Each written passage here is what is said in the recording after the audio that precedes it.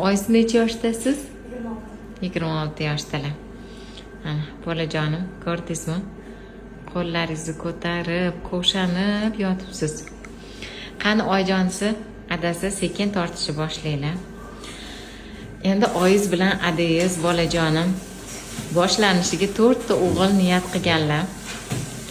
Ko'ramiz, Allohim bergani. Oyizga yetyapman, 5 ta ham tug'a olasizmi desam, 5 ta kam deyaptilar. Allohim bergani.